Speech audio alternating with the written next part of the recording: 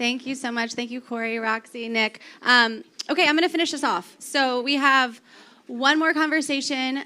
Please join me in welcoming to the stage Vanessa Wallace. She's the Chief Marketing Officer of Savage X Fenty. Come on up here. Good morning. You have one of the cooler jobs out there, I would say. I do. So you lead marketing for the lingerie line that was started by the one and only Rihanna. Yes. Talk to us about the role that she plays as founder and kind of how that is incorporated into the marketing and brand strategy. Yeah. Well, super excited to be here. This is my first Cannes, and this is my first speaking engagement, so I really thank you guys for being here at Axios. Rihanna has been amazing. She, as you just mentioned, is the founder and what we call Chief Visionary Officer. And so she's involved in every step of our process, from product creation, product innovation. And we like to say that the brand has evolved as Rihanna's role has evolved. So she's been an amazing businesswoman and also entrepreneur, but she also became a mom.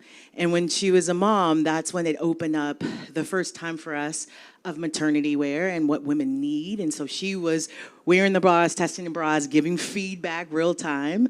And then after her second baby, we actually launched bra in a franchise called Soft and Savage. And so it was so I would say, women, you have to try this bra because it is that bra that you don't have to take off at the end of the day, but if you want to. But it's around sensual ease. And so it's at everyday comfort that we all look for. And so I just say that Rihanna has not only, she drives culture, but as it relates to our particular business, she's what's thriving and driving to make sure that we're staying on top of product innovation and consumer trends.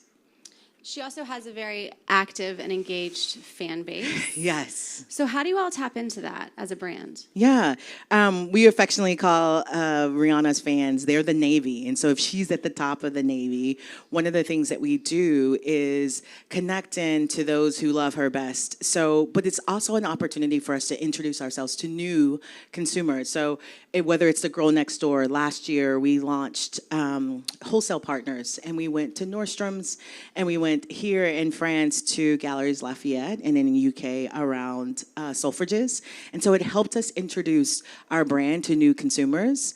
We also, and Robin was talking about this earlier, we also have a community platform and micro-influencer plan. And so they're also the grassroots portion of our Navy. And so we are able to work with them and talk to them and put our products on them. And that introduced new consumers to our brand. So I think it's an ecosystem of how we connect to our consumers. How do you think about the push and pull, right? Like there's a risk to having such an active fan base as well, right? They're very vocal online. I'm sure there's some Reddit threads out there. I was checking, actually. I was looking at what our karma score was through that session. How's it looking? Yeah, it was okay. So talk to me about how you engage with maybe user-generated content or fan feedback. Yeah, really well. I think consumers know this, that they love brands who are authentic and values-based more than anything. And so I think us showing up in those spaces, we have to give the mic to those individuals. And so even in our micro-influencer plan, as we exchange product, we ask them for feedback every day of what they love, what they like, what's great, what isn't, what's tight. And we leverage that data and information to make our products better. I think from a marketing standpoint, we actually use that content throughout our ecosystem, whether it's on our site or through email or CRM. And so there is a little bit from a brand standpoint, you have to be okay with leveraging their audiences, their platforms, they know their communities best, and giving some of that brand reputation and or passing that mic to those individuals. But I think what you gain from it is so much more valuable because you're not showing up like a big brand, you're showing up like their girlfriend next door. And that's what continues to bring them back day to day. What do you think is maybe the most misunderstood thing about either Savage X Fenty or any of the brands out there? Yeah. So for Savage X Fenty, I think we started as an intimate line, and we will definitely be always committed to that. That's the largest part of our business. But we've grown and evolved as, not only has Rihanna evolved, but we've had to introduce new categories. So during the pandemic, everyone was at home lounging around, and so we introduced our lounge category during that time frame. Last spring, or this past spring, we introduced men's lounge into the businesses, and we launched that with a partnership with Marcus Stroman, who is an MLB baseball player. And so it helps us go into new categories. And I think while intimates will always be the heart of what we do, there's moments and times we can expand, because Rihanna gives us that license based on how she connects to culture and to other categories in other areas. I want to zoom in on another partnership campaign that you all had with Glorilla. Yeah, it was fun. She's a rapper, singer, and correct me if I'm wrong, but you all have partnered with her across all of the Fenty products? Yeah, it was our first, what we call Fentyverse, a global ambassador. So talking about being viral. So I think last year, everyone saw Rihanna was actually in Paris, and she loves Glow. And so she had a moment where she sang her song, and it like ripped up the internet, and people were loving it. And so back to listening to the voice of our consumers, they were commenting about a collaboration between Glow and Rihanna based on their mutual respect. And so this past spring, we were able to announce our first global ambassadorship with Glorilla. So not only from Savage X Fenty, but also beauty, skin, and hair. She represented the brand, and it was an amazing opportunity. What was the time frame from like viral moment to partnership? Yeah, so last summer, I would say it was like August, I believe, or before the Olympics, actually. I think it was more like July. And we started the conversations last fall, and I think we shot our campaign at the end of 24. So it was about 6 months, before it launched. Are there any dream collabs out there? So many. Some of them are under wraps, so I can't speak to them today. But I think the one thing that you will see from us as we continue to think through collaborations is like, how do we take what we do? We like to say we're not a brand, but a movement. And so connecting with other like-minded collaborators or creators in some way, or brands, and introducing ourselves to new audiences. I think it gives us license to play in the sports space even deeper, as we just talked about earlier. Women's sports are something personally I'm super passionate about, but also knowing the platform that these ladies have. And so I think that's one area that you'll see us play in a little bit more. And then I always think that there's some unexpected places that we can go with product collaborations as well. One word that we often hear a lot is authenticity. Yeah. But from what I understand, there are some corporate values at Fenty that are very much embedded into the culture, but it's something that you let reflect in your marketing and brand as well.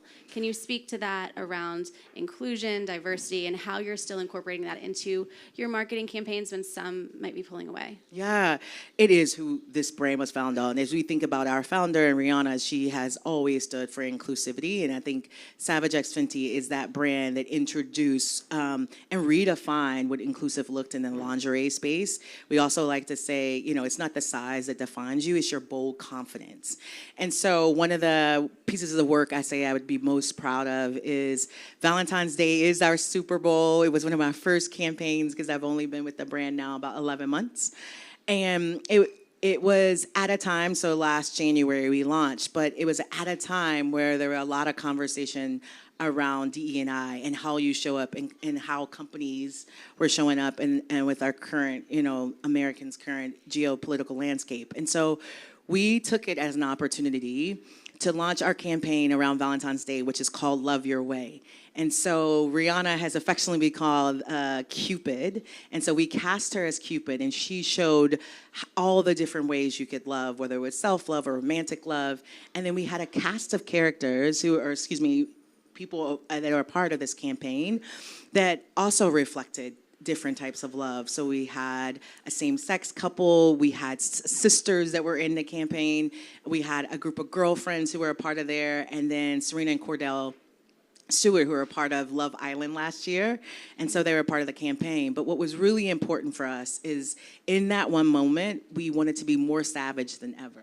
And so we wanted to stand by our values, but it wasn't just to do it just for to be disruptive, it truly is how we define ourselves. And so to be inclusive and to show the world that you are who define what love looks like, and for yourself to make those decisions. So How was it received? Was there pushback? oh no, not at all. I think we got tons, and back to like being a part of your community. I'm always on TikTok scrolling or always on Meta looking, and so the comments around our community applauded us, and not only just from the community, it also cash registers rang, right? And I think it's just us, back to that word you talked about, just being authentically who we are.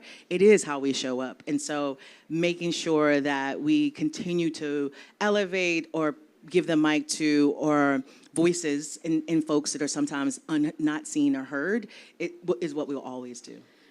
A big theme in my coverage of communication professionals and marketing professionals is always around trust and reputation and risk. How do you think about those things, I guess specifically risk, in your role as CMO? Yeah, I think I like to encourage the team to take calculated risk.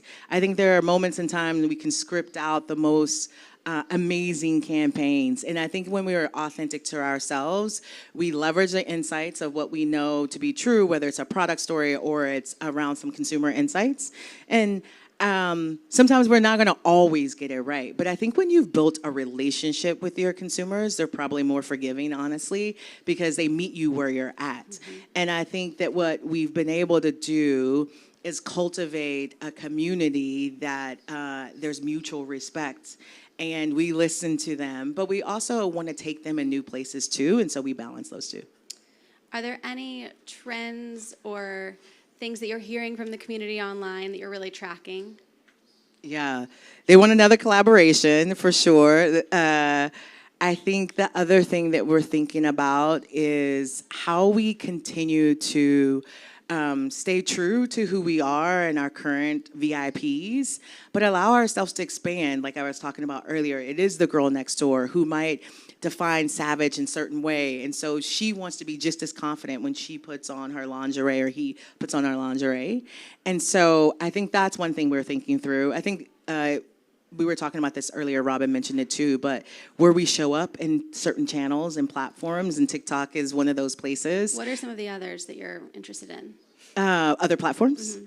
Yeah. Right now, I think one of the things we talked about is audio too, in some regard, and you'll see some things we tease in the future around that, audio storytelling, because I think with a founder like Rihanna, it gives some license to do some new and creative things. Okay, we're getting close on time. Yeah. We always like to end on one fun thing. Okay. What's a fun Rihanna story you can tell us? You've got to tell us one. At least yeah, one. Really great one. Let me think. It has to be good. I've been lucky in my career that I've gotten to work with two major superstars. Michael Jordan, I would say, and worked a long time at Nike and at the Jordan brand, and then Rihanna. And I think they both, but Rihanna definitely has an amazing knack, like I was talking about, to move at the space of culture. And she's really, really creative, so much so some days, and when we do creative reviews, it's a little daunting, but she's one of the most gracious individuals, always remembers names. I relocated from LA to Dallas, and so one of the first times I had seen her after relocating was asking me how my relocation was going, how settled I was into my new city, and so that warmth that you see is truly who she is, which has made it so great. All right. Well, that's all the time we have, Vanessa. Thank you so much. We will have more programming here throughout the day, so stick around and enjoy, and good luck with your Can Week. Thank you, everybody. Thank you.